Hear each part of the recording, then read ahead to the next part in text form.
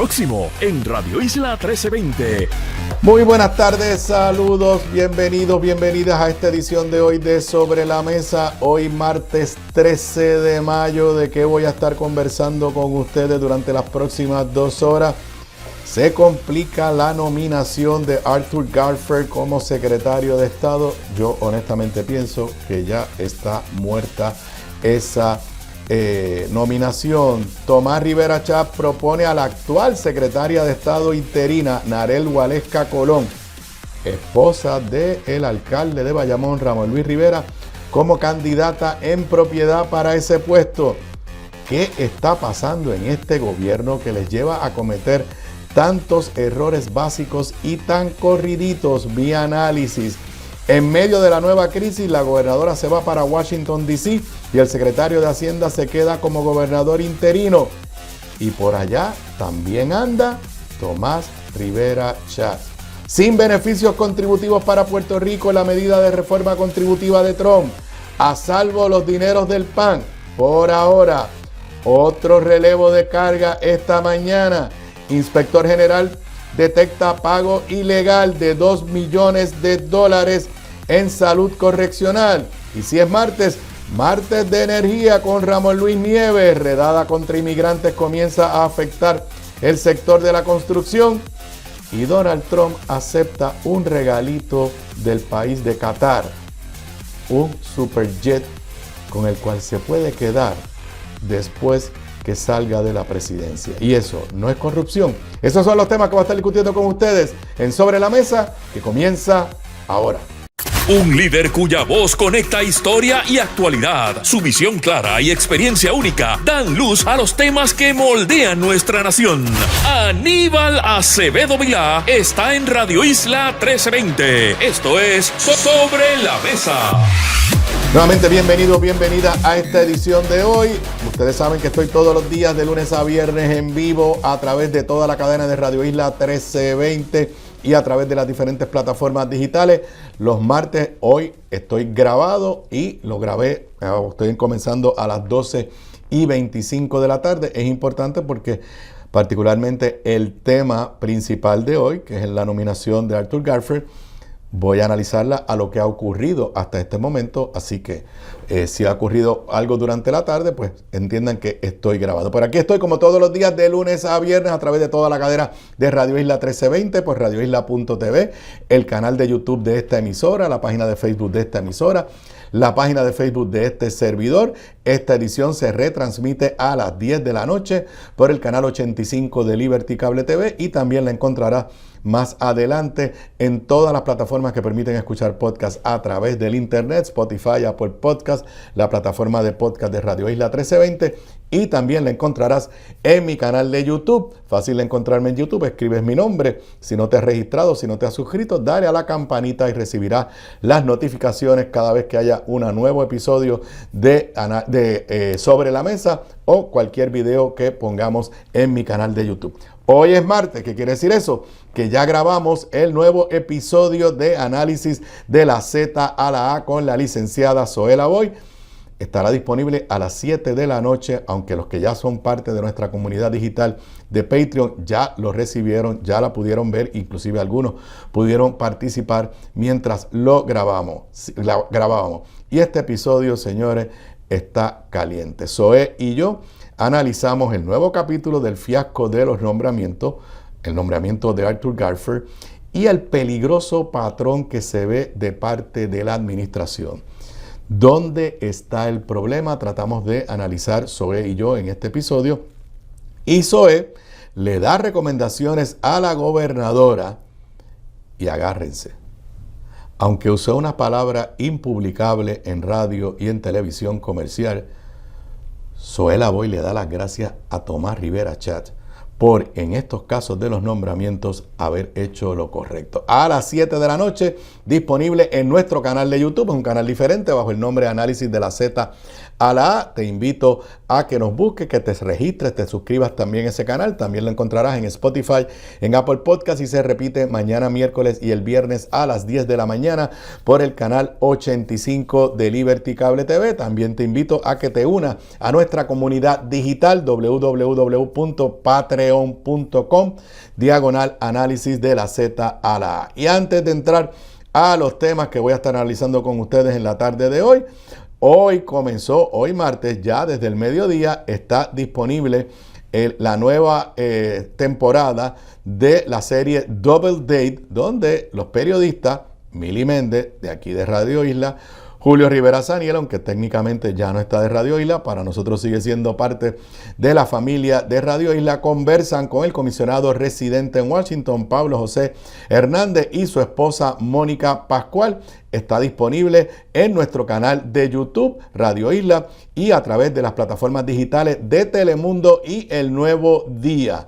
El viernes a las 2 de la tarde se transmitirá aquí por las ondas radiales de Radio Isla 1320 en esta nueva temporada de Double Date. Mili y Julio han conversado con la gobernadora y su esposo, y ahora con Pablo José y su esposa Mónica.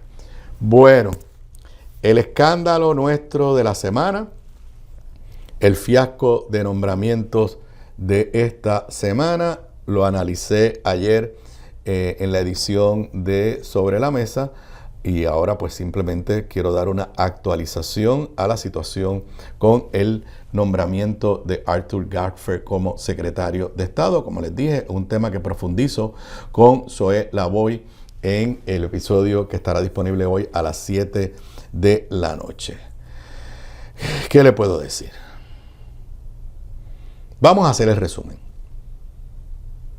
Gardner lo llaman el miércoles de la semana pasada, cuando Tomás Rivera Chat publica en las redes sociales que no hay los votos para Janet Parra, que era para Secretaría de Justicia. Gardner, al otro día por la mañana, la gobernadora anuncia que retira el nombramiento de Janet Parra y que está nominando a Gardner como secretario de Estado. En ese día, en entrevistas de prensa, Gardner admite que lo llamaron la noche antes, en medio de la crisis por Janet Parra, a preguntarle si estaba disponible. Que él lo pensó, habló con su esposa, su familia, y dijo que sí. De ahí, de esa descripción de Gardner, es evidente que fue un proceso precipitado, sin mucha consideración. Inclusive no está claro si quien habló con él fue la gobernadora, fue Francisco Domenech, fue algún ayudante de la gobernadora a nombre de la gobernadora. No habían pasado horas del anuncio de la nominación cuando el tema de si era residente de Puerto Rico comenzó a discutirse. ¿Por qué? Pues porque el récord demostraba que él no había vivido en Puerto Rico por mucho tiempo. El récord de momento demostró que estaba activo en la Guardia Nacional de West Virginia. Y se comenzaron a hacer planteamientos serios. El propio Gardner, su primera explicación a este tema, lo hundió, porque dijo que él se había mudado a Puerto Rico en diciembre del 2020. Si se había mudado a Puerto Rico en diciembre del 2020, los 5 años se cumplirían en diciembre del 2025. El secretario de Asuntos Públicos de la gobernadora, Irán Torres Montalvo, con Mili Méndez, el viernes de esa semana, dio una versión totalmente diferente, aparte de que era un disparate, de que hay una excepción para los militares y que los militares no tienen que cumplir con los 5 años. La gobernadora ese mismo día dio otra tercera versión, diciendo que él llevaba viviendo en Puerto Rico por 20 años. Ahí de salida veíamos que había algún problema. Pasó el fin de semana, las delegaciones del Partido Popular en Cámara y Senado siguieron buscando información, lo dije ayer, descubrieron que estaba inscrito en Florida.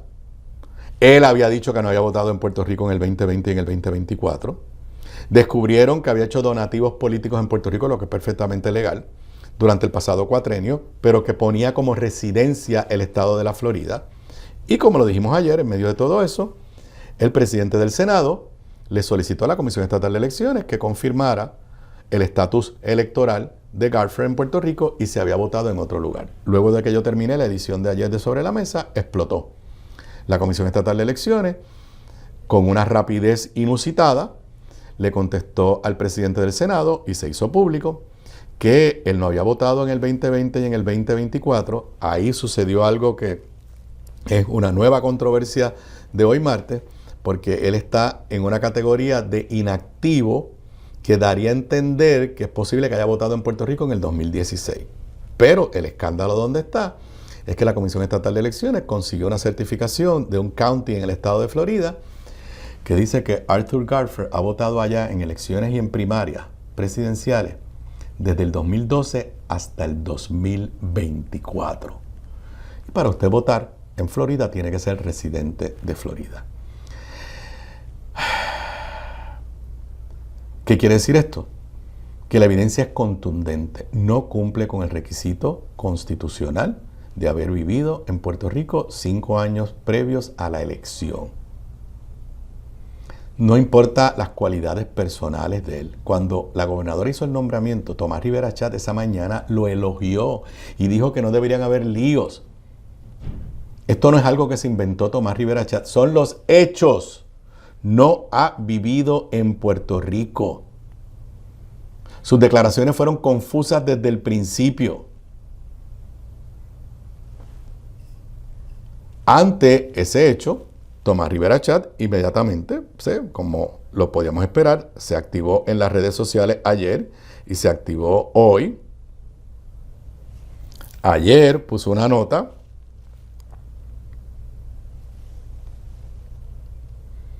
Hay 3 cosas que se tienen que decir antes que amanezca. Hay que hacerle un profundo background check al que contrató Fortaleza para hacer los background check a los nominados. Con el mayor respeto a nuestros veteranos y soldados, solo un militar con las mismas destrezas de combate y supervivencia de Rambo tiene el valor de decir que reside en Puerto Rico por 5 años para lograr un cargo en el gobierno mientras pide el voto ausente en el estado de Florida en las elecciones de 2024. Y después pues ataca a los populares y whatever. Eso lo puso ayer a las 6 de la tarde. Lo puso ayer en la tarde. Luego de eso, Elmer Román, en algo para mí inexplicable, salió a defender a Garfer usándose él de ejemplo. Y al usarse él de ejemplo dice que a él lo confirmaron en el 2020 como secretario de Estado, pero no había votado fuera de Puerto Rico en el 2016. Lo que ha hecho Elmer Román, además del ridículo, es admitir que ocupó el cargo de secretario de Estado de forma inconstitucional. Que tú te hayan jurado violando la Constitución no quiere decir que tú enmendaste la Constitución. Es más, a mí me recordó una controversia, los que tenemos más edad recordarán. 1980, un candidato del Partido Popular Democrático, Fernando Toledo, salió electo representante a la Cámara. Se generó una controversia con Severo Colbert que será para otro foro. Y en ese proceso se descubrió que él no tenía los 25 años de edad que exige la Constitución para ser representante por acumulación el 2 de enero del 1981.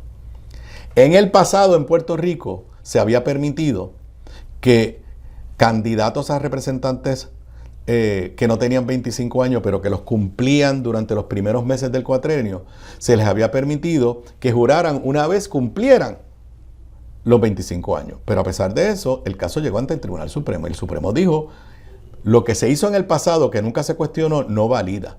Y para usted ser representante, tiene que tener 25 años de edad al inicio del cuatrienio, si no estaría violando la Constitución. Y Elmer Román lo que está diciendo es, conmigo violaron la Constitución, por ende violen la Constitución con Arthur Garfer también. A eso le contestó Tomás Rivera Chat. Buenas noches, capitán Elmer Román. Amigo y hermano, regrese al Pentágono. Represéntenos dignamente como siempre lo ha hecho. Sírvale a nuestra nación con la devoción, pasión y patriotismo que usted nos muestra al hacerlo. Pero por favor, no vuelva a meterse en causas perdidas. Una ristra de errores y derrotas seguidas no son el sueño americano y el suyo tampoco.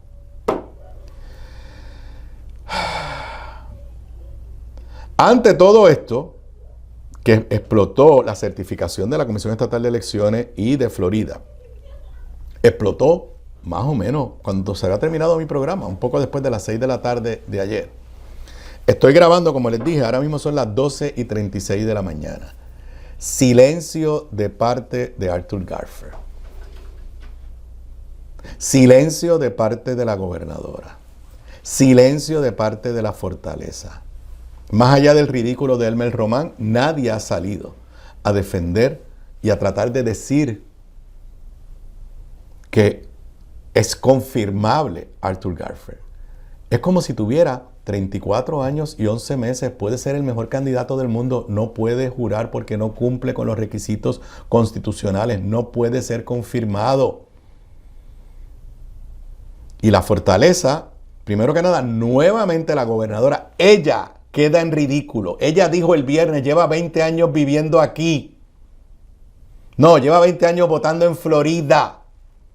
Igualito que dijo que aquella no era la voz de Janet Parra y después resultó que era la voz de Janet Parra. No es confirmable. Quizás de aquí a que vayamos al aire, a partir de las 3:55 de la tarde, finalmente han retirado el nombramiento. Es la única salida. La única salida que tiene la gobernadora es retirar el nombramiento y reconocer que no hicieron el trabajo. Si teníamos duda de que no tiene los votos, primero no es que no tenga los votos, es que no los pueden confirmar, no puede jurar, no cumple. O sea, si mañana el Senado y la Cámara confirmaran como secretario de Estado a una persona que tiene 34 años, no puede jurar, es inconstitucional. No hay salida. Claro, en el camino Arthur Garfer ha quedado afectado él, porque ahora mismo hay otra nueva controversia. No está claro si él votó en Puerto Rico en el 2016, porque de la forma que está en el registro electoral de Puerto Rico, parecería que votó en el 2016 y después no votó en el 2020 o en el 2024. Parecería, eso no se ha aclarado. Pero si votó en Puerto Rico en el 2016, cometió fraude, porque votó en Florida en el 2016. Yo quiero pensar que simplemente la certificación de la Comisión Estatal de Elecciones no está clara y que él no votó en Puerto Rico en el 2016. Porque si no, tendremos evidencia de un delito electoral en Puerto Rico y en Florida. De todo un señor militar, secretario del Departamento de Seguridad Pública. Imagínense si ya está claro que no tiene ninguna posibilidad, que ya Tomás Rivera Chat, en una movida que lo tengo que decir magistral, Tomás Rivera Chat puso un tuit temprano en la mañana, se los voy a leer. Buenos días, Puerto Rico. No se me ha pedido consejo. La facultad de nombrar es exclusiva del Poder Ejecutivo, la cual respeto sin ningún reparo, pero de buena fe digo, Ramón Luis Rivera, hijo, nuestro alcalde de Bayamón, es una persona que en todo Puerto Rico y muchísimo más en las huestes del PNP es querido, admirado y sobre todo respetado. Un líder que nuestra gente quiere de verdad e incuestionablemente. La primera dama de Bayamón, además de ser la esposa del alcalde, tiene méritos, atributos profesionales y credenciales excepcionales. Entonces, ¿será posible que el Sherlock Holmes, que hace los background checks, o el grupo de intelectuales que recomienda a jefes de agencia pueda sugerir que la actual secretaria de Estado interina, señora Narel Waleska Colón, quien fue de las principales ayudantes de Jennifer González en Washington y tiene la confianza de la gobernadora, sea considerada para quedarse como secretaria de Estado? Sería algo así como bueno para todos, bueno para todo el mundo, Tomás Rivera Chat. Imagínense el efecto que tuvo ese tweet, que ya a las 11:58 de la mañana, El Nuevo Día tenía una nota en su edición digital. ¿Quién es Narel Waleska Colón, la candidata de Tomás Rivera Chat a la Secretaría de Estado? Y voy a leer un poquito una nota de Gloria Ruiz Cuilan. Narel Waleska Colón es prácticamente desconocida en la arena política, pero no al interior del PNP, donde milita junto a su esposo. Hace apenas unas semanas, a finales de abril, el nombre de Colón empezó a escucharse más públicamente luego de que fuera nombrada por la gobernadora como subsecretaria de Estado. Colón ocupa la subsecretaría de Estado luego de que González destituyó a Fernando Sánchez y tras la salida de Ferrayoli permanece en la jefatura de manera interina. Aunque al ser nombrada en la subsecretaría de Estado, Colón, según la gobernadora, Colón le manifestó que no estaba disponible para ocupar el cargo en propiedad. Rivera Chat la sugirió temprano el martes. Estoy aquí de adelanto. Previo a laborar en el Departamento de Estado, la primera dama de Bayamón dirigió la oficina de González mientras fue comisionada residente en Washington. Colón posee un bachillerato en psicología de la Universidad de Puerto Rico y preside la Fundación de Directores del Museo de Arte de Bayamón. En 1993 contrajo matrimonio con Ramón Luis Rivera. Esta es una movida magistral de Tomás, porque número uno le está diciendo a Jennifer, retira el nombramiento, no te lo vamos a confirmar. Y número dos, está recomendando a una mujer que dentro del PNP es difícil rechazarla. Dentro del PNP, Ramón Luis Rivera es el líder político más cercano a Jennifer González, líder político. Así que ahora, salvo que ella diga, la mencionada diga, no, a mí no me interesa el cargo, no me interesa el cargo, no me interesa el cargo. Si a ella le interesara un chispito, imagínese dónde esto pone a la gobernadora. Si no se lo ofrece, pues un poco está ofendiéndola a ella y a su esposo. Pero si se lo ofrece y ella acepta, la percepción pública va a ser que quien la nombró fue Tomás Rivera Chat. Movida política magistral de parte de Tomás Rivera Chat en un momento donde lo que se percibe, ¿cuánto me queda en este segmento? Donde lo que se percibe es básicamente un caos en la administración de Jennifer González. Repito, esto lo analizamos con mucha más profundidad, la hora completa, en el podcast Análisis de la ZLA, que estará disponible a las 7 de la noche, y donde tendrán la perspectiva de Zoela Boy. Como dije al principio, inclusive ella le da recomendaciones a la gobernadora de qué debe hacer en esta circunstancia. Pero esa movida de Tomás de recomendar a Narel Waleska como candidata es una movida política genial. Tomás Rivera Chat, lo dije ayer, lo repito hoy, me cuesta trabajo, me molesta. Pero tengo que decir que dentro del caos que hay en esta administración del PNP, silencio de Johnny Méndez y los representantes a la Cámara que siguen haciendo el ridículo. Esa es la palabra, el ridículo. Johnny Méndez prácticamente no existe. La Fortaleza no tiene una operación coherente. Y en medio de esto, Tomás Rivera Chat se sigue proyectando como el hombre de Estado, la persona seria. Una persona que lo que es un bully, que se pasa insultando a todo el mundo, actuado. En la Escuela de Derecho nos enseña un concepto del el hombre prudente y razonable. Hombre o mujer prudente y razonable. Quien se está comportando como el hombre prudente y razonable, como el hombre de Estado, como el adulto en el salón, es Tomás Rivera Chat. Los 3 nombramientos se han colgado, no porque Tommy deliberadamente los quisiera colgar. No es porque Tommy tenía una agenda política de chavar a Jennifer González. Yo no estoy diciendo que no la tenga, pero estos 3 nombramientos, Estado, Verónica Ferraioli, Janet Parra y ahora Arthur Garfer, se colgaron por los problemas de los propios nominados, por la falta de diligencia en la Fortaleza. Son nombramientos que nunca debieron ocurrir y que una vez ocurrieron y se identificaron públicamente los problemas, la gobernadora debió enfrentarlos con verticalidad y con seriedad, no decir esto es una novela de Corín Tellado.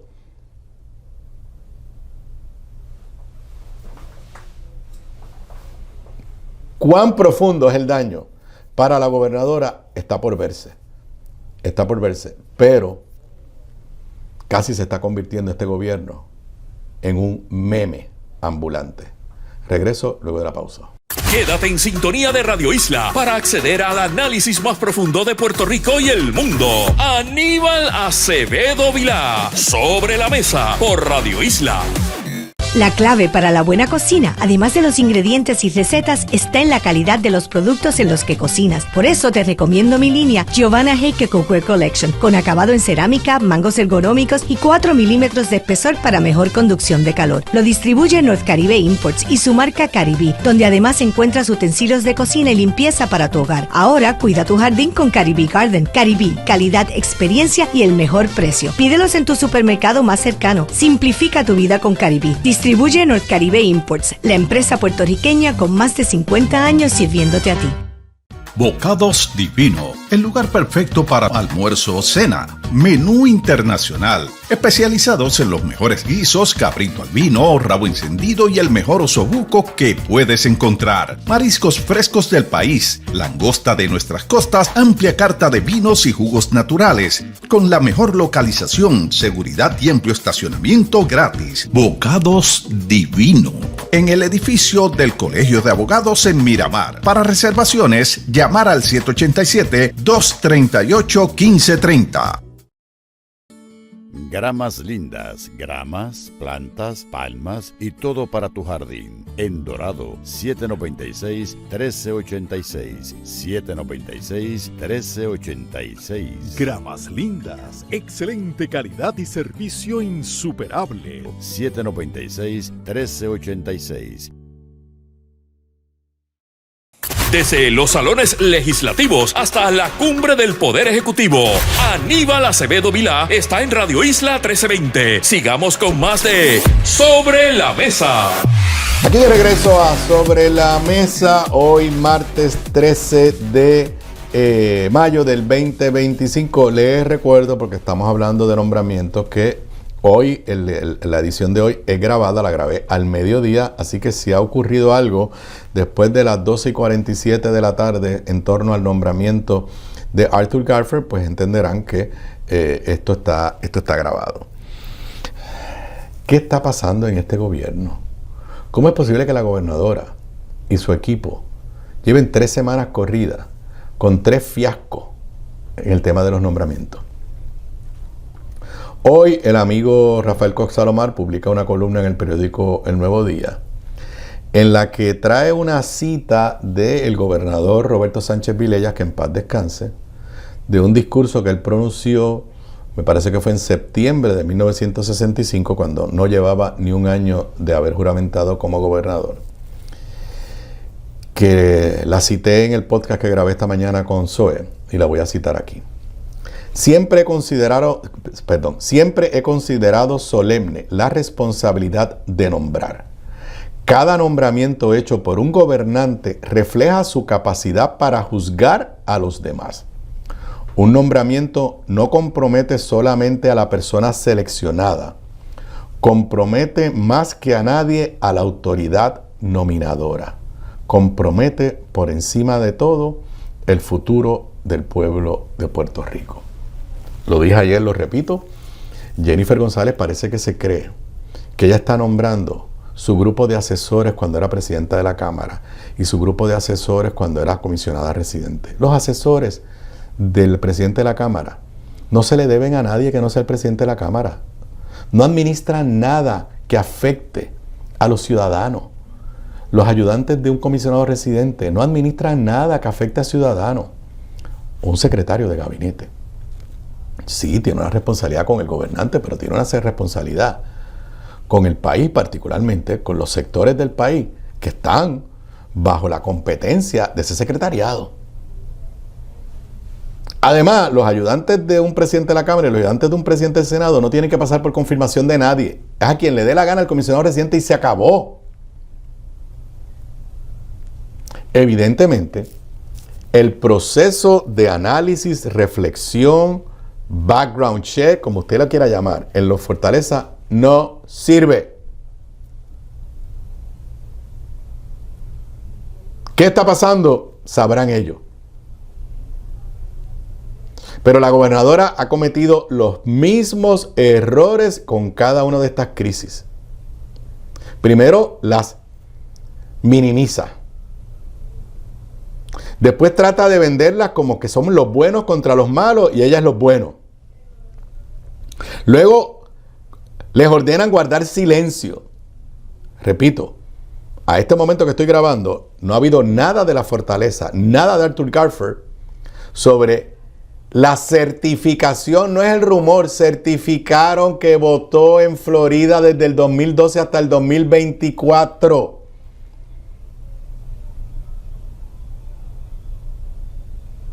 Silencio no puede ser la solución. Pero lo dije ayer en este programa, lo dije en el podcast que grabé esta mañana con Zoe, lo repito otra vez.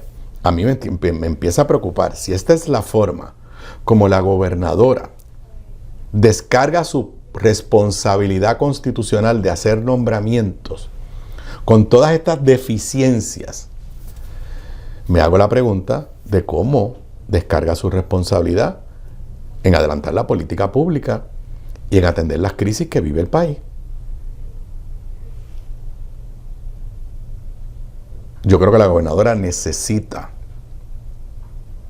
poner un freno y casi decidir, hoy es 13 de mayo, el 14 de mayo empieza mi cuatrenio. Creo que tiene que votar a medio mundo en Fortaleza. Creo que tiene que traer gente nueva. Creo que tiene que sentarse con Tomás Rivera Chat a Milar Aspereza. Como cuestión de hecho. La gobernadora está en Washington, D.C. ahora mismo. Para empezar, es el 6º viaje en 5 meses. Con un gobierno en dificultad. Salió para Washington a una cumbre de economía. Está chévere. 6º viaje en 5 meses. La evidencia clara de la crisis que vivimos es que el gobernador interino es el secretario de Hacienda. Si Dios la cuide, a la gobernadora le pasase algo que no pudiese continuar en el cargo, el gobernador de Puerto Rico sería el secretario de Hacienda. Ahora, curiosamente, adivinen quién está en Washington también. Eso me enteré esta mañana aquí en Radio Isla. Por Radio Isla. Tomás Rivera Chat. Pero qué curioso, Tomás va para allá. Según trascendió por la entrevista que Milly Méndez le hizo a Jaime Pla ayer, presidente de la Asociación de Hospitales. Tomás va para allá a cabildear el tema de Medicaid. Que ayer Jaime Pla, y lo discutí en este podcast, dijo, y lo discutí también en El Poder del Pueblo, que la gobernadora no había nombrado ningún comité multisectorial como había dicho que lo iba a nombrar. A lo mejor es una estrategia genial de la gobernadora, no hace el ruido, pero Tommy está en Washington y me da la salud que lo que estás haciendo ocupándole el espacio a la gobernadora en un tema vital para Puerto Rico. Ahora, si los dos van a estar allí, aprovéchense, reúnanse. Gobernadora, si a mí me obligan a escoger entre Tomás Rivera Chat y Jennifer González, yo cojo a Jennifer. Pero en esta, gobernadora, en esta, el que tiene la razón es Tommy. Y si usted lo va a coger personal, no va a salir del hoyo en el que usted está.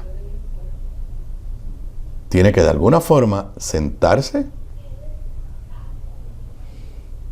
hacer una revisión total de su equipo de trabajo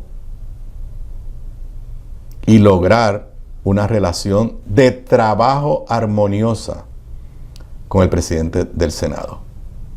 Pero cada vez que haya oposición a algo que usted proponga, no lo coja personal, gobernadora. Creo que eso es parte de lo que está sucediendo.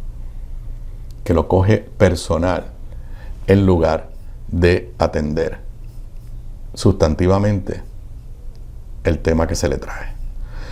Bueno, y hablando de Washington, esta semana y las próximas semanas vamos a tener mucha información sobre los temas sustantivos en la capital federal. Perdón, se me olvidó que en el tema de Arthur Garfer, Pablo José Hernández, por primera vez, porque él ha sido bien cuidadoso en esto de los nombramientos, pidió públicamente que se retire el nombramiento. Cada minuto que pase le hace un daño terrible a la gobernadora. Pablo José, leo aquí de la edición digital del Nuevo Día, Pablo José Hernández solicita que se retire el nombramiento de Arthur Garfer como secretario de Estado. dice, la gobernadora debe retirar el nombramiento porque no cumple con el requisito constitucional de residencia para ocupar la Secretaría de Estado. Este error es producto de gobernar pensando en titulares más que en el servicio público. El nombramiento fue hecho apresuradamente para diluir la noticia del retiro del nombramiento de Janet Parra a expensas de un background check sencillo y responsable. Como presidente del PPD, reconozco el trabajo fiscalizador de nuestros portavoces legislativos, Luis Javier Hernández y Héctor Ferrer. Fueron los primeros en denunciar la posible inconstitucionalidad del nombramiento. Fueron ellos quienes revelaron que Garfer está registrado como elector activo en Florida y quienes exigieron acceso al expediente oficial de su nombramiento al Departamento de Seguridad Pública, donde encontraron más información relevante para evaluar su caso, afirmó. Así que no hay forma, gobernadora, revise la situación en que está viviendo y trate de salvar su cuatrenio, volviendo a la esfera federal. Ahí, bueno, voy entonces a redondear. Cuando regresemos luego de la pausa, noticias desde Washington, algunas positivas, otras no tan positivas. La no positiva es que, por lo menos en la versión de la Cámara de Representantes, que se va a recomendar para la reforma contributiva de Donald Trump, no hay ningún incentivo para la inversión en Puerto Rico, ni el que propuso Pablo José Hernández Rivera, ni el que propuso la gobernadora. Con eso y más cuando regresemos luego de la pausa. Ahora viene otro más de 10 minutos. Quédate en sintonía de Radio Isla para acceder al análisis más profundo de Puerto Rico y el mundo. Aníbal Acevedo Vilá, Sobre la Mesa, por Radio Isla.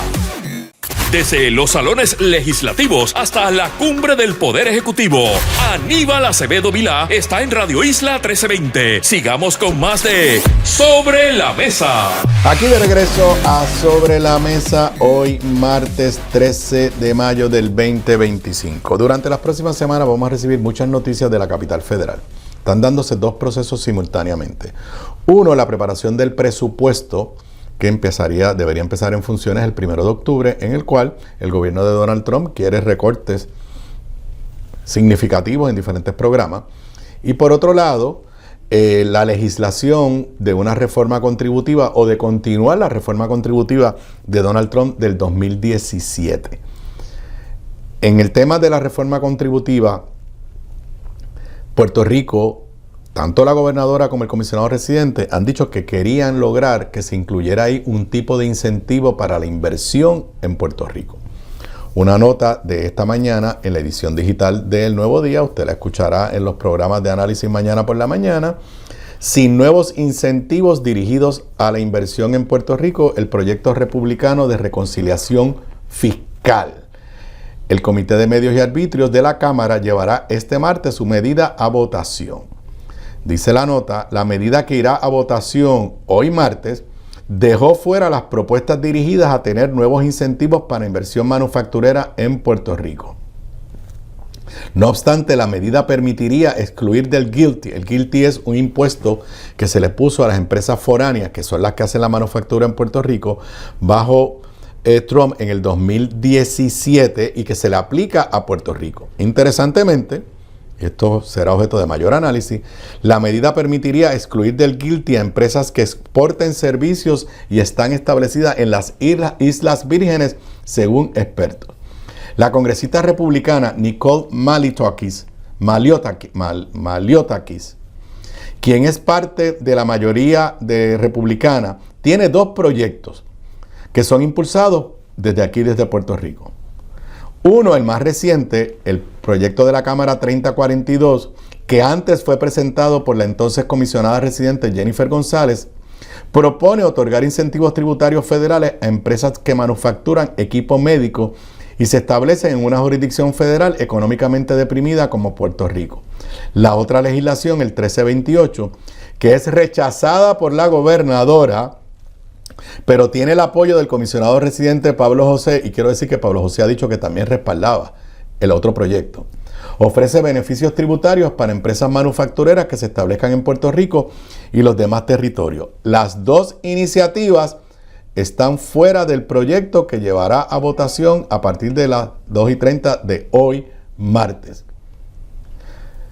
La permanencia del guilty ofrece certeza, dijo el expresidente de la Cámara de Comercio, Kenneth Rivera, pero vuelve a tratar a Puerto Rico como cualquier jurisdicción extranjera sin un trato diferente que beneficie a la inversión en la isla. Le da estabilidad a la industria, indicó por su parte el secretario de Desarrollo Económico Sebastián Negrón Richard, al destacar durante la cumbre Select USA, que es lo que está por allá, la importancia de que haya certeza. En esencia, señores y señores, en el 2017 yo viví esto de ladito. En el 2017 el gobernador era Ricardo Rosselló. Había, igual que ahora, una medida contributiva que se estaba discutiendo, impulsada por Trump. Se estaba hablando de eso que se llama el GILTI. Y Ricardo Rosselló convocó a un frente amplio en el cual me incluyó a mí y yo viajé a Washington con él. Y Ricardo Rosselló quería que se excluyera a Puerto Rico del GILTI por lo menos por un periodo de tiempo para apoyar la inversión en manufactura en Puerto Rico. Y en aquella ocasión, Jennifer González, su comisionada residente, se opuso. ¿Por qué? Porque esa medida no era compatible con la estadidad. Ahora el comisionado residente logró temprano que esta congresista republicana presentara un proyecto de ley para darle un nuevo incentivo a Puerto Rico y a los territorios. Y la gobernadora se opuso. ¿Por qué? Por la obsesión ideológica. Y nos hemos quedado sin la soga y sin la cabra. En otras palabras, una vez esto se, a menos que ocurra algo en el Senado, pero una vez esto se apruebe, vamos a tener lo mismo que tenemos hoy. Nada nuevo para atraer la inversión a Puerto Rico en el sector de la manufactura. Algo que la gobernadora ha dicho que era su gran prioridad. Algo que Pablo José ha dicho que era su gran prioridad. No podemos tapar el cielo con la mano. Pero estamos en un Congreso republicano. Quien de verdad tenía el peso para influenciar que algo se incluyera en esa medida que beneficiase a Puerto Rico era la gobernadora. Y yo he escuchado en múltiples ocasiones a Pablo José decir: yo estoy dispuesto a respaldar la propuesta de la gobernadora, aunque le aplica a todos los Estados Unidos, si es beneficiosa para Puerto Rico. Esta es otra oportunidad que se nos fue o que se nos va a ir. Y yo no entiendo, de verdad, no entiendo por qué la gobernadora no llama a Pablo José y le dice: vamos con un frente unido. Lo mismo va a pasar con el Medicaid y los otros temas. El Medicaid lo hablamos ayer. Pero no son buenas noticias para Puerto Rico. Por otro lado, sí se nos está informando, como le dije, son dos procesos. Uno es reforma contributiva o alivios contributivos y el otro, recortes presupuestarios. Ayer nos dieron la buena noticia temporera, está en la edición impresa del Nuevo Día, pero ya yo la discutí con ustedes ayer en la edición de Sobre la Mesa, que en los recortes de Medicaid o en los ajustes de Medicaid que se están proponiendo por los republicanos en la Cámara, no se toca a Puerto Rico. Pero les anticipé, cuidado con lo que eso significa de cara al 2027, porque nuestro programa de Medicaid está legislado de forma separada al del resto de los Estados Unidos, pero si allá empiezan a poner nuevos requisitos, quizás deberíamos prepararnos porque en la legislación nuestra para el 2027 nos los van a imponer. Lo mismo sucede con el PAN. En Estados Unidos el programa ya se llama SNAP, tiene unos requisitos diferentes. El de Puerto Rico se llama el PAN.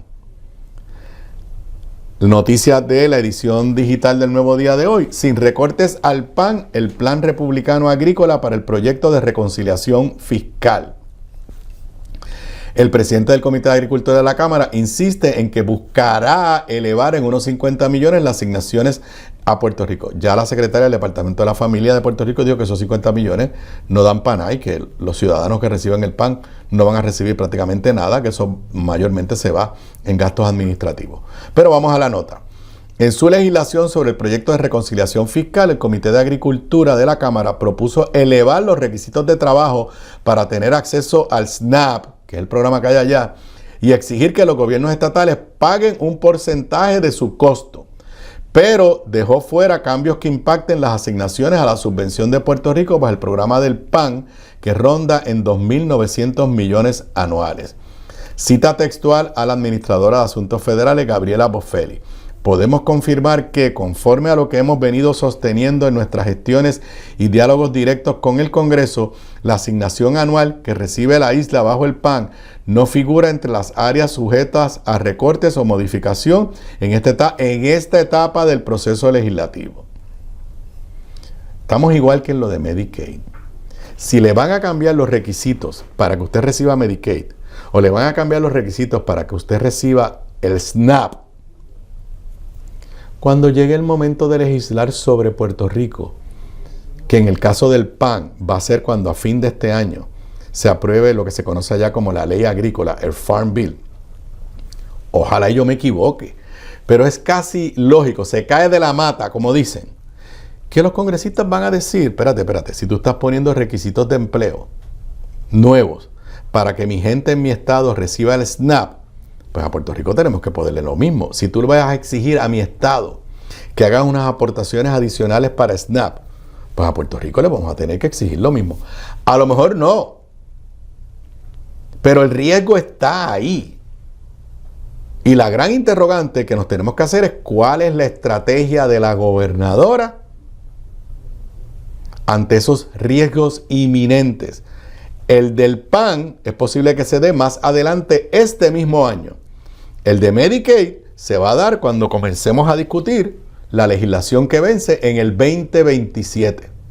Pero en los dos, lo que está sucediendo ahora con los programas a nivel de los estados representa un riesgo para Puerto Rico de cara al futuro. Pues repito, por ahora son buenas noticias. La de los incentivos contributivos no son buenas noticias para Puerto Rico. Es una guagua que se nos va, es una oportunidad que se pierde. Me choca que en estas mismas circunstancias Ricardo Rosselló tuvo la madurez de hacer un frente común en el que incluyó a exgobernadores, el sector privado, donde me invitó a mí. Y fuimos juntos a la capital federal a bregar con los incentivos contributivos y con Medicaid. Y me choca que la gobernadora, que fue comisionada residente, que vio aquello en el 2017, no tenga la madurez y comportarse como mujer de Estado y decir, voy a convocar un frente amplio con todos los sectores económicos, con todos los sectores políticos. Y mientras tanto, las decisiones van acelerándose en la capital federal. Ojalá y no sea muy tarde para defender los intereses de Puerto Rico. Regreso luego de la pausa. Quédate en sintonía de Radio Isla para acceder al análisis más profundo de Puerto Rico y el mundo. Aníbal Acevedo Vilá, Sobre la Mesa, por Radio Isla. Desde los salones legislativos hasta la cumbre del Poder Ejecutivo, Aníbal Acevedo Vilá está en Radio Isla 1320. Sigamos con más de Sobre la Mesa. Aquí de regreso a Sobre la Mesa, y si es martes, pues ya le puse nombre al segmento, tiene que llamarse Martes de Energía con Ramón Luis Nieves. Después podemos hacer otro martes de rock, pero eso está bueno. O bueno, de salsa vieja para que tú... Saludos Ramón. Gracias Aníbal y a la gente que nos está escuchando y viendo. Bueno, como es martes que tú vas a estar todos los martes, yo programé para que hubiera unos relevos de carga. Claro. En la mañana de hoy. Para tener tema. 200,000 que se quedaron sin energía eléctrica como por una hora, no sé por cuánto tiempo duró. Tengo entendido que fue algo que sucedió en Costa Sur. Un poco, ¿qué te parece esto? No ha llegado el verano caliente. No, y de hecho, la semana pasada la gobernadora había anunciado, y el SAL de Energía, de que se había entrado en funciones esa misma unidad 5 en Costa Sur, aportando de 350 megavatios de energía. ¿Llevaba cuánto tiempo apagada o dañada? Yo no tengo idea, pero llevaba mucho tiempo. Mucho tiempo.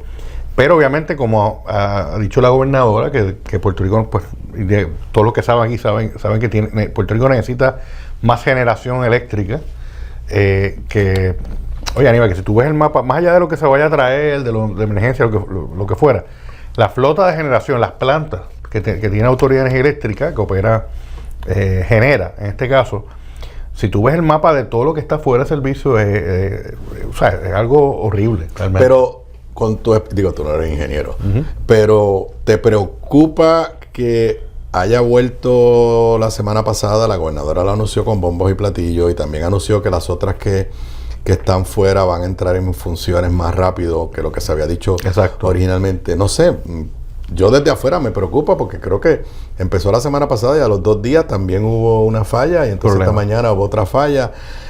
No sé si tenga fuentes que te digan qué está pasando, pero... Digo, yo no soy ingeniero como tú bien aclaras, pero no me parecería normal que una unidad así, que de momento pues pueda entrar en funciones, pues pueda tener sus fallas.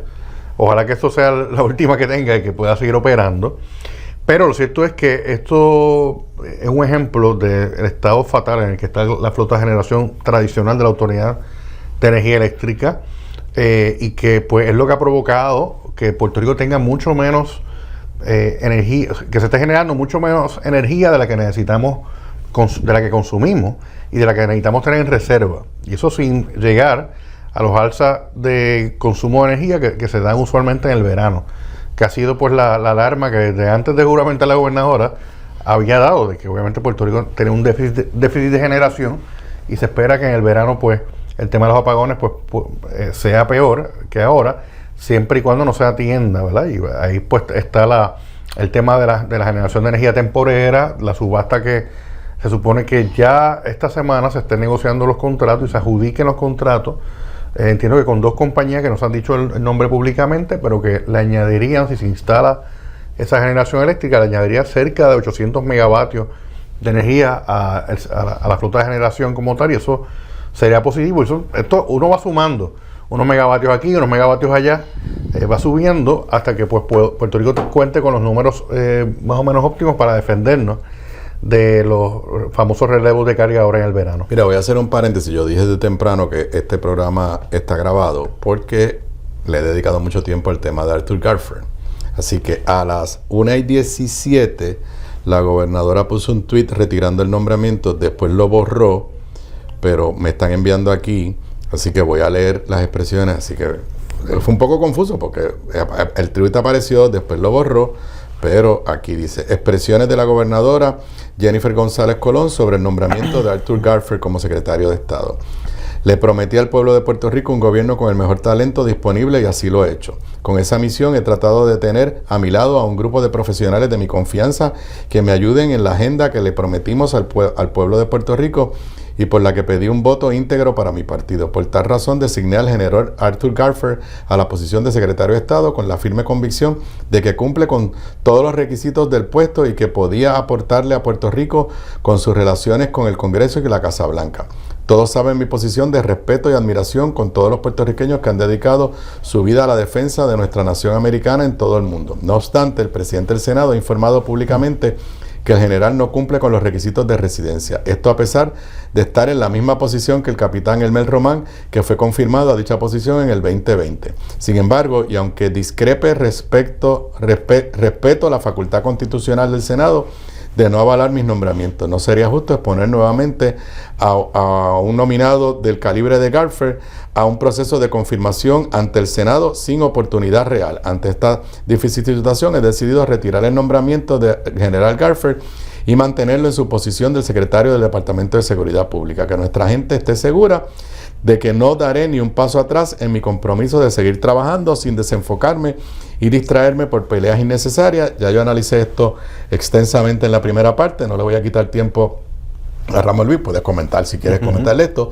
pero el hecho de que a Elmer Román se le haya confirmando violando la Constitución no quiere decir que se enmendó la Constitución y hice un porque el Senado está obligado a entonces confirmarlo. Por eso. A Garfield, porque se confirmó en otro Senado. Era otro Senado. Era otro Senado y además no se llegó a descubrir esto. Y yo hice el relato, Ramón Luis, en 1980 el Partido Popular eligió a Fernando Tonos, representante. Surgió toda una controversia interna entre populares.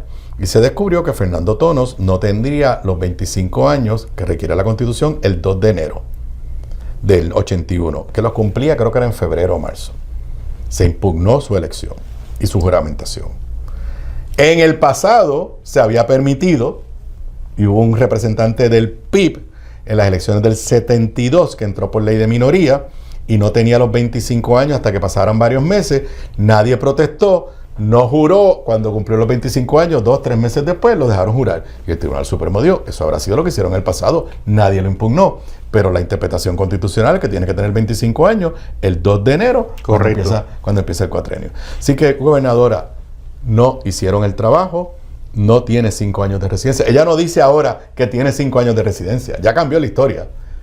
Ella no dice, mira, no lo confirmaron que tenga 5 años de residencia. Dice, no tiene 5 años de residencia, igual que Elmer. Y me lo debieron confirmar. Fíjate, Aníbal, yo creo que el nombramiento de Garfer era un nombramiento interesante para la posición, porque, Garfer tiene un expediente, un currículum vitae impresionante en el campo militar, y eso pues hubiera sido interesante tener una persona con ese perfil en el Departamento de Estado, como secretario de Estado, pero 2 más 2 es 4, son 4, que lo digo un loco, ¿verdad? Y pues no cumplía. Y el tema... Y hay que decir que Rivera Schatz sí consiguió la información, que se la certificaron, pero que antes el Partido Popular había hecho esa misma denuncia y había conseguido la información. La verdad del caso es que, aunque estaba el tema de ser residente bona fide, que alguna gente podría no estarle tan claro, pero obviamente unos actos muy específicos se toman en cuenta para tú saber si la persona es un residente bona fide, particularmente si la persona votó aquí, ¿verdad? Y pues ciertamente pues el récord no refleja que votó aquí, que votó en la Florida. Solito creo votó ausente para las elecciones del 24, o sea, de hace unos meses. No, por eso. Así que no había manera de justificar que se entendiera como residente bona fide. O sea, no había forma, pero no había nada. Forma. Bueno, pues regresemos a el tema energético. Ok. Tenemos como que una discusión epistolar, típico, casi bíblico. Casi bíblico. Yo he hablado un poco de este tema, pero por eso te tengo los martes. Ok. Primero, después del apagón de Semana Santa, Luma mandó una carta que te dieron copia a ti como miembro del Comité de Energía, echándole la culpa a la autoridad y diciendo que la autoridad le debe chavo y que viola el contrato. Entonces eso... Josué Colón y la gobernadora, pues básicamente Josué Colón lo contestó diciendo que eso era falso. Luego, este fin de semana pasado, más o menos lo mismo lo hace Genera. Y manda una carta diciendo, tú me debes chavo para compra de combustible, no he podido comprar combustible porque me debes chavo. Y Josué Colón, a esa no creo que la ha contestado con una carta todavía, pero la ha contestado verbalmente. Hubo un reportaje de primera plana del periódico El Nuevo Día, de 3 páginas. Ahí yo cité ayer a Mujica de la Junta de Control Fiscal, y cuando tú leías la cita de Mujica, como que no le estaba dando la razón a ninguno de los 3. Le estaba diciendo, ahí hay una pelea y yo no sé. O sea, me estuvo curioso que no dijo, no adoptó la versión de ninguno de los dos. Y el director del COR 3, en cuanto a Luma, también en esa historia del Nuevo Día, dio una explicación que medio un poquito justificaba a Luma, porque decía que cuando pasó Fiona, pues entonces Luma se tuvo que dedicar a restablecer el sistema eléctrico, y que Luma heredó los formularios de la autoridad que no eran compatibles con los de FEMA y bla, bla, bla, y bla, bla. Digo, y también, Aníbal, explícame en cuanto al tema de berenjenal, porque aquí no se pueden usar malas palabras. En cuanto al tema de Fiona también, aparentemente Luma pide un reembolso a FEMA, pero según lo que he leído, aparentemente dentro de esos servicios que requirió Luma y que le estaba pidiendo un reembolso a FEMA, está ellos contrataron a Quanta. Bueno, eso sí, ya FEMA le dijo que no. Obviamente su matriz sin subasta. Entonces, FEMA dijo, pues eso no te voy a pagar por eso, quiero que eran como 20 millones de pesos. 20 millones que me temo que los paguemos nosotros, pero veremos a ver. Pero dame tu... O sea, yo te voy a decir, yo honestamente, el país ha perdido la confianza en las dos, en Luma y en Genera. Pero yo también tengo mis dudas si el gobierno también está haciendo lo que le corresponde en esos contratos, que yo creo que los contratos fueron mal negociados, que ese es el otro problema. Dame tu interpretación de este intercambio epistolar. Bueno, te voy a usar un poco de ejemplo, Aníbal. Tú fuiste gobernador de Puerto Rico y sobre los temas energéticos tú tienes que bregar con una persona, que era una entidad, la Autoridad de Energía Eléctrica, ¿verdad? Ahora, por el modelo de privatización, yo creo, y lo mencioné en el programa anterior y lo vuelvo a enfatizar, aquí estamos viendo los problemas con el modelo de privatización que se creó en el 2018 y que se formalizó con los 2 contratos con Luma y con Genera, donde ahora hay un montón de gente envuelta en este tema, varias entidades a la vez, hasta ahora que, y lo digo, ¿verdad? Yo respeto mucho la figura de Josué Colón, yo creo que tiene una experiencia impresionante, ¿verdad? En su campo. Pero hasta este momento no había nadie fiscalizando esto, ¿verdad? Pero aún así, Josué, le llamamos el SAR, pero él está operando con las leyes del 2017, del 2018. Claro. O sea, no hay una ley nueva que le dé nuevos poderes. No, pero recuerda que a Josué Colón, aunque tiene un nombramiento de SAR de energía por orden ejecutiva, formalmente él trabaja con la APP. Con la APP. No, yo sé, pero, o sea, ajá, en papel, él tiene los mismos poderes que cuando se diseñó la ley que creó todo este mercado. Correcto. La diferencia es que voluntad. La voluntad para fiscalizar, y obviamente Josué Colón sí lo ha estado haciendo. Claro, yo creo que, o sea, el país no se beneficia a nivel, y la gente que nos está escuchando, por esta pelea entre Luma, Genera, Sal de Energía y la Autoridad de Energía Eléctrica. ¿Y el negociado? Y ahora, eso iba, ahí está el negociado. Pasó algo en estos días que es una cosa que a mí, he estado siguiendo el trabajo del negociado desde el día 1, no había visto algo así tan radical, tan fuerte. El negociado bajó con una resolución bien dura, bien hostil contra Genera. Y quiero explicar por qué. Ha habido una controversia sobre el tema de las reparaciones de distintas unidades de la flota de las plantas de energía eléctrica y también la conversión al gas natural de ciertas plantas en Puerto Rico. Y lo cierto es que el negociado le ha estado pidiendo información a Genera durante este proceso, y estos son procesos como en los tribunales. Tú radicas una moción, tienes que contestar lo que te pide el negociado, etcétera. Y Genera decidió en los últimos días radicar una moción diciendo: negociado, yo por mi propia iniciativa voy a, aunque tú no me hayas autorizado, yo voy a empezar a hacer pruebas en el tema de las conversiones al gas natural de ciertas plantas, y lo voy a hacer yo sin autorización tuya. Pero sin la intención de violar nada.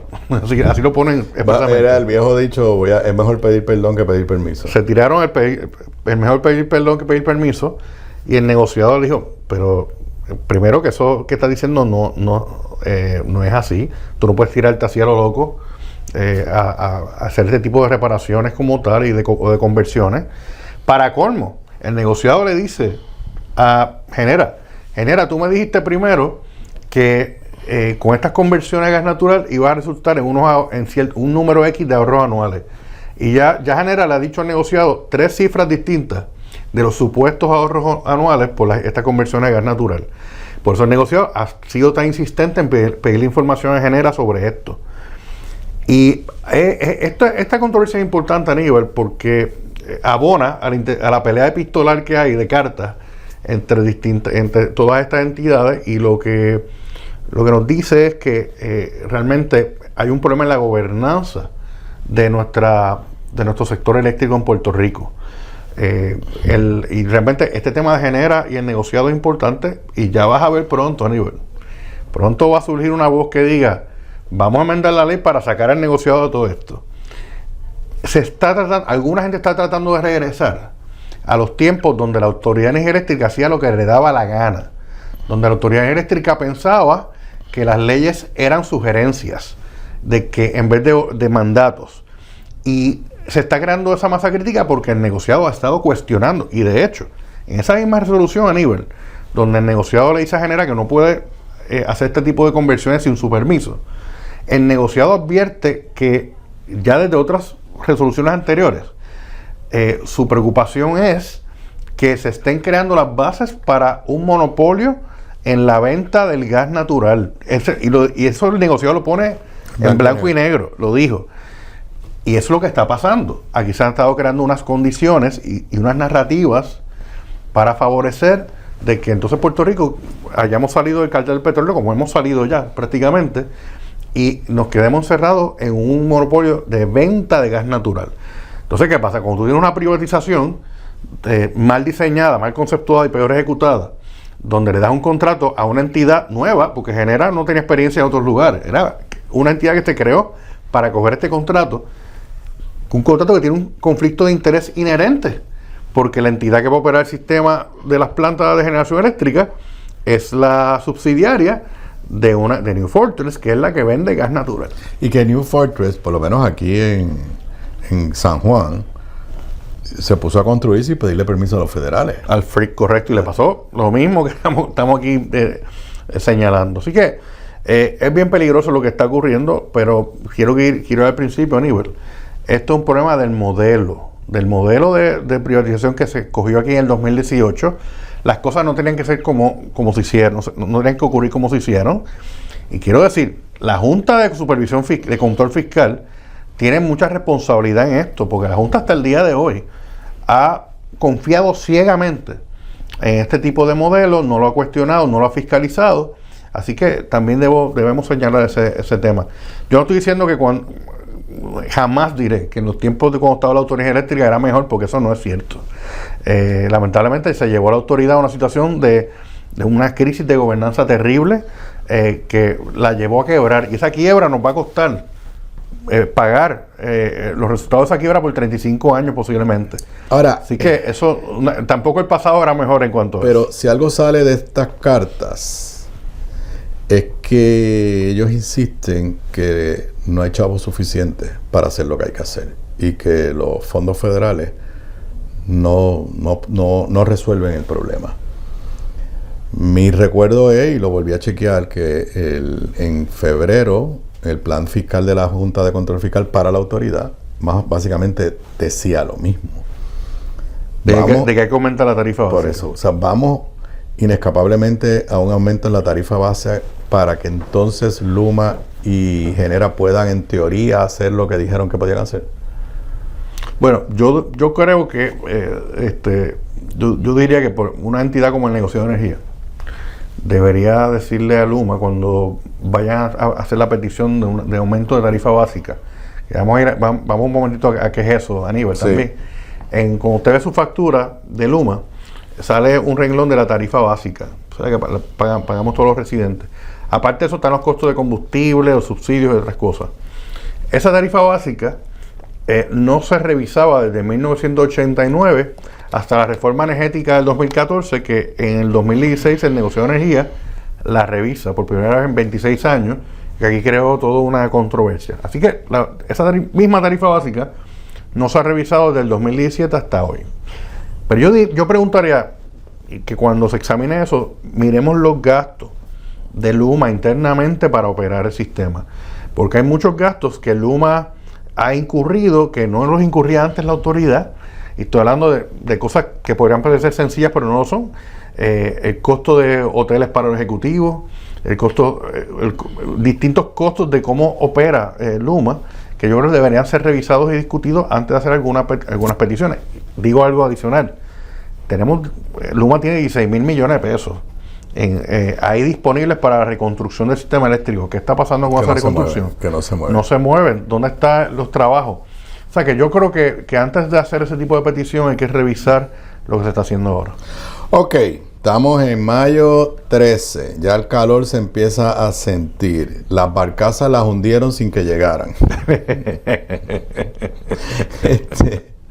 Porque de momento alguien descubrió que por aquí pasan huracanes. O sea, honestamente, o sea, de verdad. Y este fue el gobierno, o sea, este no fue Luma ni Genera. O sea, quien dijo que la solución era la barcaza son los que están del lado del gobierno a cargo de esto. Inclusive me recuerdo que dijeron, no, porque la barcaza ya viene con todo y lo único que hay que es conectarla. Mientras que las otras hay que traerlos, instalarlas. Obviamente, esto es un proceso confidencial. Nos han dicho que antes que termine esta semana se negociarán con las dos empresas que se está negociando, pero ¿tú crees que es posible que esa generación esté conectada al sistema antes de junio? Si las experiencias en el pasado han sido que tardan 3, 4, 5, 6 meses por razones de ingeniería. Yo tengo mis serias dudas, Aníbal, porque que eso pueda ser así, porque primero, en esta semana que estábamos hablando, se anunció de que se iban a estar cuadrando ya los contratos y la adjudicación de esos contratos, pero después eso tiene que pasar a unas aprobaciones el negociador de energía tiene que aprobarlo, tiene que aprobar también la Junta de Control Fiscal. Y todavía no hemos instalado nada.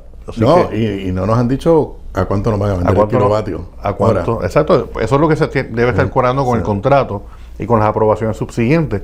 Pues hay que instalar eso, ¿verdad? Así que no creo que dure 4 meses o 5 meses, pero tampoco va a durar 2 semanas. Así que pues, claro, a la misma vez que está ocurriendo esto de ir adquiriendo generación temporera que se va a contratar, sí se ha anunciado que se van a estar entrando en funciones ciertas unidades, además de la unidad 5 que hablamos ahorita de Costa Sur, va a entrar otras unidades en función que se supone que le lleguen generación adicional, megavatios adicionales de generación de energía al sistema. Así que con eso se tiene que estar trabajando.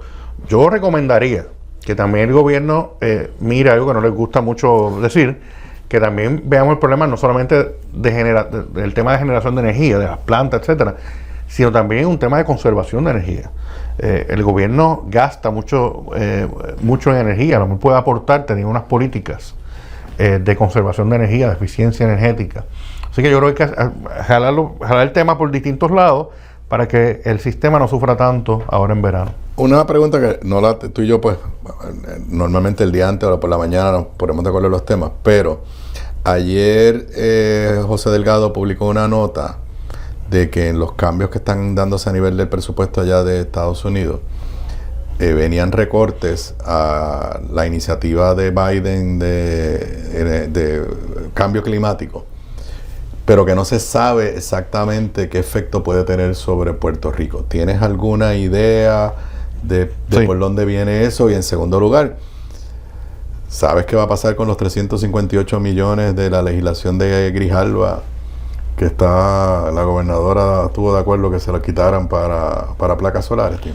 Sí, Aníbal, esto es algo bien traumático, porque en estos pasados 3-4 años Puerto Rico se benefició por millones y millones de dólares asignados para lograr que comunidades, particularmente comunidades de bajos ingresos, pudieran tener acceso a los beneficios de la energía renovable, atendiendo lo que se llama justicia energética, ¿verdad? Que haya un acceso igualitario a la energía renovable en las comunidades. Y la verdad del caso es que de lo que estamos viendo se está sometiendo legislación que se discutió esta semana. Hay una carta del Comité de Energía, uno de los comités de energía del Congreso, indicando todas las legislaciones que se iban a estar eliminando, y fondos que no se gastaron se fueron y se van a destinar a otras cosas. Y aquí a nivel hay muchas entidades sin fines de lucro que se han estado beneficiando, dándole servicios, no servicios para ellos, sino dándole servicio a comunidades basados en estos fondos. Ahí habían proyectos para placas solares en los centros 330 y centros de salud comunitarios, tú sabes. Exacto. Una cosa. Pero la narrativa de que todo lo renovable es algo woke, es algo malo, que lo que fuera, pues ha prevalecido, y lamentablemente el gobierno pues decidió no defender esos 300 y pico de millones de pesos que también estaban destinados a energía renovable en las comunidades, y es lamentable, porque ya mucha gente se estaba beneficiando de esto. Mencionaste los centros 330, los centros de salud 330 son un trabajo extraordinario en todo Puerto Rico, y ya después de María me consta de que estuvieron recibiendo apoyo de entidades sin fines de lucro para precisamente allegar sistemas solares y de batería. De hecho, me consta por experiencia profesional, conozco un caso de una de estas entidades 330 que recibió este tipo de apoyo. Y tú estabas apoyando unas comunidades. Por eso. Y salvaron vidas, porque precisamente se habían instalado estos equipos solares con batería en áreas donde están las medicinas refrigeradas y distintos tratamientos que se utilizan para ciertas condiciones, y gracias a esos equipos la gente pudo salvarse. O sea que el tema de energía siempre, como digo, siempre es debido a muerte. Así que nada de esto es... Hay una gente por ahí de manera irresponsable celebrando en Puerto Rico que se le haya quitado ese dinero a las entidades sin fines de lucro y a la energía renovable. Y realmente no saben de lo que están hablando y están cometiendo un acto de crueldad al apoyar estas políticas trumpistas, que lo que hacen realmente es perseguir otros intereses que no son los mejores intereses de las comunidades, particularmente las comunidades de bajos recursos de Puerto Rico. Bueno, pues muchas gracias. Se nos terminó el tiempo de esta martes de energía. te vuelvo a ver el próximo martes. Hay que buscar como una cancioncita para esto, así que vamos a inventarnos una canción. Invéntate algo que tú tengas los copyright para que Armando no nos regañe que violemos aquí la regla de copyright. Regreso con las últimas dos segmentos de Sobre la Mesa de hoy, luego de la pausa. Quédate en sintonía de Radio Isla para acceder al análisis más profundo de Puerto Rico y el mundo. Aníbal Acevedo Vilá, Sobre la Mesa, por Radio Isla. Desde los salones legislativos hasta la cumbre del Poder Ejecutivo, Aníbal Acevedo Vilá está en Radio Isla 1320. Sigamos con más de Sobre la Mesa. Aquí de regreso a Sobre la Mesa, hoy martes 13 de mayo del 2025. Como dije desde el principio, el programa de hoy lo grabé cerca del mediodía. Ahora mismo para mí, estoy grabando a la 1:47. Cuando comencé, todavía la gobernadora no había hablado sobre el nombramiento de Arthur Garfer, y ya pues como en el segmento anterior que estábamos hablando de energía, me llegó la noticia, la comenté brevemente, pero tengo que hacer una reflexión adicional. La gobernadora no se da cuenta que ella volvió a cambiar la versión. El viernes la gobernadora dijo que Arthur Garfer llevaba 20 años viviendo en Puerto Rico. Ahora la gobernadora está admitiendo que Arthur Garfer no lleva 5 años viviendo en Puerto Rico. Su nueva justificación es que a Elmer Román lo confirmaron en el 2020, cuando Elmer Román no llevaba 5 años viviendo en Puerto Rico. Bueno, primero que nada, eso no se discutió en el 2020. Elmer Román lo confesó ayer. Lo dije al principio de este programa. Elmer Román ayer admitió que él fue secretario de Estado de forma inconstitucional. Un mal no justifica otro mal. Una violación de ley que el Estado no procesa no justifica otra violación de ley. Pero desde el punto de vista de la credibilidad de la gobernadora, lo que ella no se da cuenta es que ella está cambiando la versión. Porque si no, debieron haber dicho desde el principio, mira, él no tiene 5 años, pero vamos a invocar la excepción Elmer Román, lo que es un disparate. Y la gobernadora, de esas declaraciones de hoy, donde discrepa, porque ella dice, el presidente del Senado ha informado públicamente que el general no cumple con los requisitos de residencia. No, es que no cumple con los requisitos de residencia, no lo tiene que informar el presidente del Senado, gobernadora.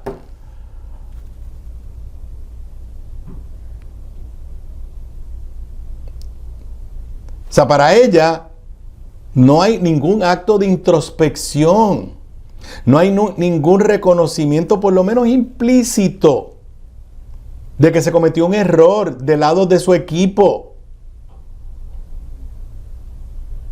Pero peor aún, o sea, para la gobernadora, una persona, porque acuérdense que el secretario de Estado puede ser gobernador. Para la gobernadora, una persona que votó fuera de Puerto Rico en las elecciones previas puede ser gobernador de Puerto Rico.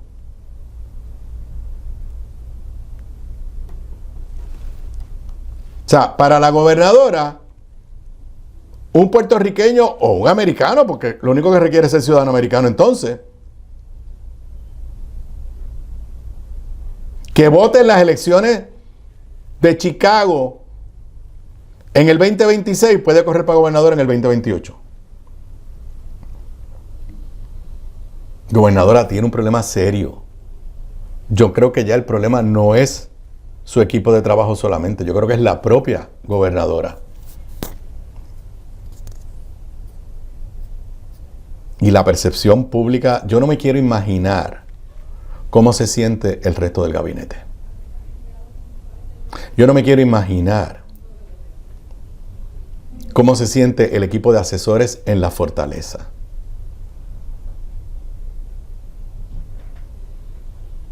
Yo no me quiero imaginar cómo se sienten los alcaldes del PNP.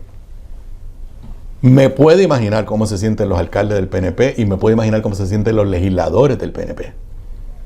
Porque la gente votó por ellos.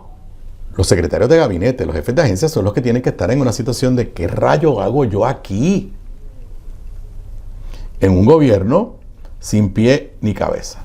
El podcast que grabamos Zoela Boy y yo y este servidor esta mañana tiene todavía mayor vigencia porque Zoe y yo partimos de la premisa de que Arthur Garfield ya estaba, desde el punto de vista de su nominación, muerto. Así que les invito a las 7 de la noche, análisis de la Z a la A. Lo dije al principio de la edición de hoy, inclusive para mí lo más, estoy siendo un poquito cínico, es que van a escuchar a Zoela Boy dándole las gracias a Tomás Rivera Chat. Claro, le da las gracias utilizando una palabra que no puedo repetir en radio porque nos quitan la licencia del FCC. Bueno, vamos a otros temas. El inspector general, y tengo que decir que la oficina del inspector general es una oficina de reciente creación. Se había creado bajo Fortuño, se eliminó, se volvió a crear, y la inspectora general Ibelis Torres Rivera, tengo que decirla, ha publicado recientemente auditorías, porque eso es lo que me parecen de mucha seriedad. Leo de Noticel, pero es una noticia de Cyber News. Oficina del Inspector General ordena al Departamento de Corrección y Rehabilitación recuperar más de $2 millones pagados en exceso. Se revisaron 264 facturas por más de $74 millones y revelaron deficiencias en controles internos y procesos de contratación. Leo íntegramente porque es una nota bastante corta. Espero que mañana los medios tengan un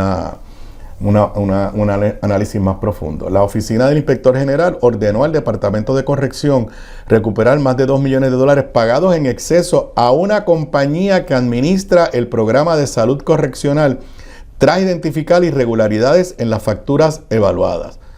Tengo que decir, paréntesis mío, una compañía que administra el programa de salud correccional, pues yo creo que este es Physician Correctional, pero por lo menos de la nota del periódico no dice cuál es la compañía. Si este es Physician Correctional, ¿qué espera este gobierno para cancelarle el contrato? Después de todo el fiasco de Hermes Ávila, el feminicida que lo soltaron y que asesinó a otra mujer. Vuelvo a la nota. Cita textual del informe. El DCR pagó estas facturas sin documentar la verificación de la autenticidad de los informes ni la cantidad ni la calidad de los servicios provistos, ya que estos no se presentaron de forma clara, detallada y específica. El examen abarcó el 1 de septiembre del 2018 al 13 del 1 de septiembre del 2018 al 13 de diciembre del 2024 hasta los otros días, y encontró que el departamento desembolsó $2.8 millones por encima de lo estipulado en el contrato. Se revisaron 264 facturas por más de $74 millones, revelando deficiencias en controles internos y procesos de contratación. Entre los hallazgos del inspector general destacó que al menos 174 facturas contenían datos idénticos sin detallar los servicios ofrecidos. Tengo que decirle que esto parece serio y estamos hablando de $2.8 millones. Y repito, si se trata de Physician Correctional, que la nota no lo dice, y presumo que es que quizás la inspectora está copiando lo que hace la Contralora, con lo que yo no estoy de acuerdo, que no pone los nombres de las entidades privadas. Vuelvo y repito. Al menos 174 facturas contenían datos idénticos sin detallar los servicios ofrecidos. Además, el DCR continuó pagando la compensación máxima acordada, a pesar de que la población correccional se redujo a menos de 9,000 confinados durante la vigencia del contrato. Esta uniformidad en la información evidencia una falta de variabilidad en la documentación, lo que impide evaluar la labor realizada y justificar los pagos. El informe también cuestionó $139 millones en contratos adicionales, señalando adjudicaciones sin los debidos procesos competitivos, pagos sin retenciones contributivas y contratación sin la autorización de la Oficina de Gerencia y Presupuesto. La OIG recomendó al DCR fortalecer sus controles internos, corregir las deficiencias detectadas y proceder con el recobro de los fondos. Además, entonces obviamente pide a la ciudadanía que colabore si tiene información. Solamente les recuerdo que la gran parte del periodo bajo auditoría, la secretaria de corrección fue la persona que tenía el respaldo total y absoluto de Pedro Pierluisi y quien era la directora de la avanzada de Pedro Pierluisi. Y recordarán que el año pasado hubo múltiples controversias sobre puestos de confianza en el Departamento de Corrección, aparte de la controversia con Physician Correctional. Quiero pensar, he escuchado cosas positivas del nuevo secretario del Departamento de Corrección, pero creo que ante la situación con Physician Correctional y ahora con esta auditoría, me parece que el secretario del Departamento de Corrección tiene una oportunidad única de comenzar a proyectar cambio real, verdaderos cambios en el Departamento de Corrección, un departamento que se ha debilitado desde el punto de vista administrativo, y ni hablar desde el punto de vista de la rehabilitación de los confinados, pero particularmente desde el punto de vista administrativo se ha debilitado muchísimo durante los pasados 2 años, durante los pasados 4, 5, 6 años.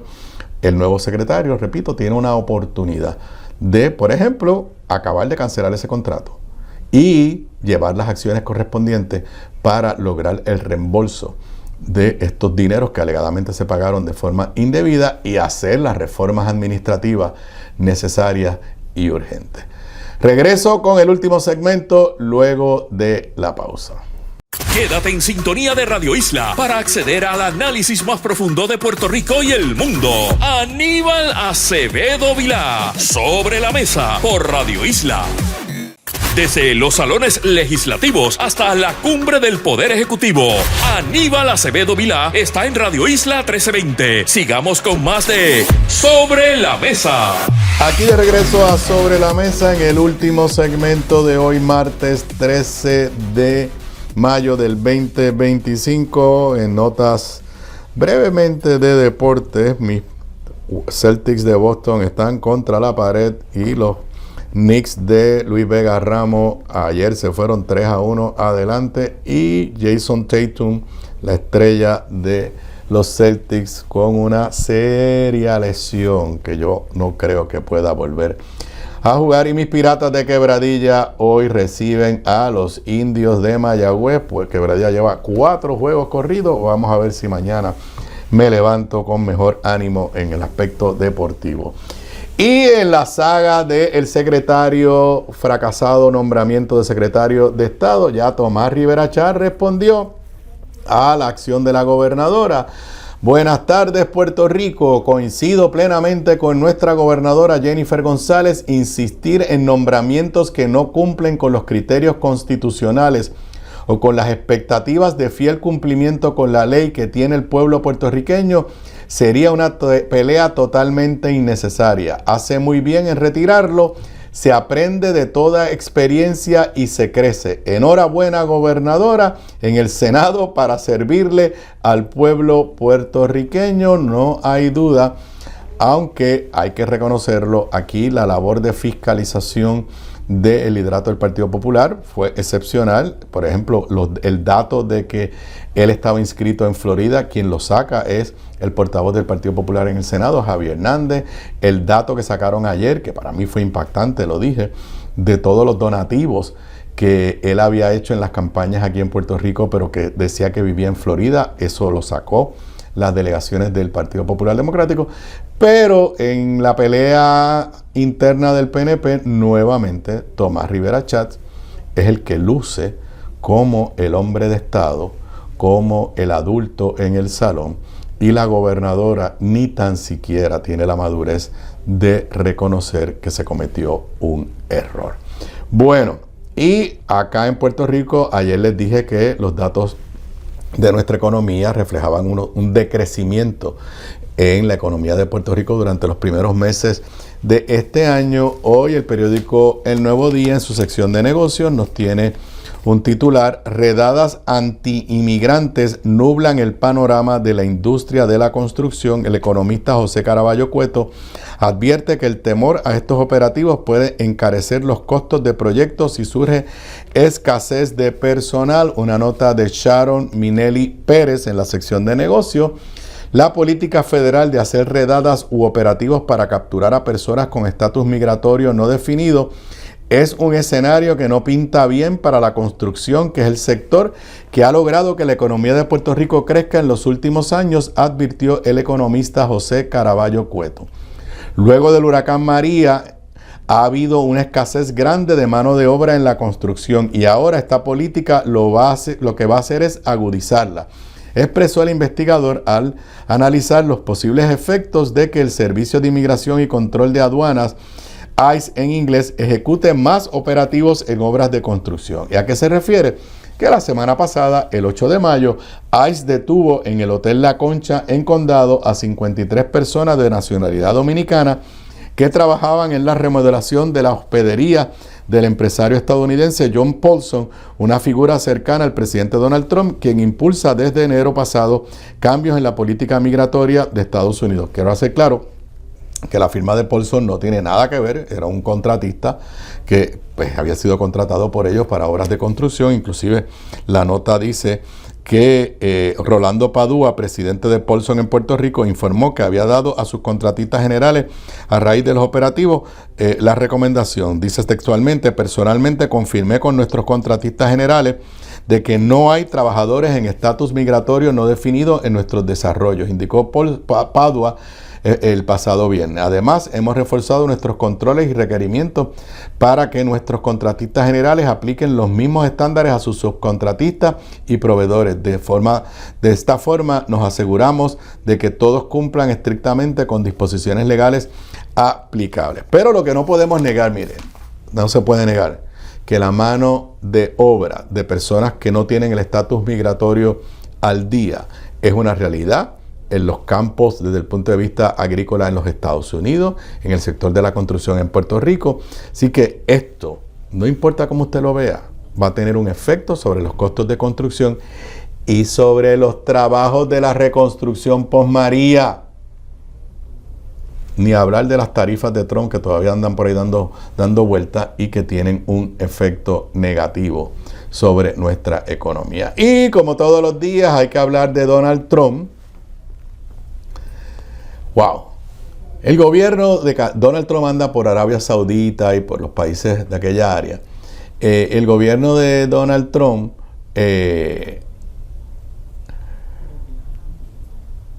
el gobierno de Qatar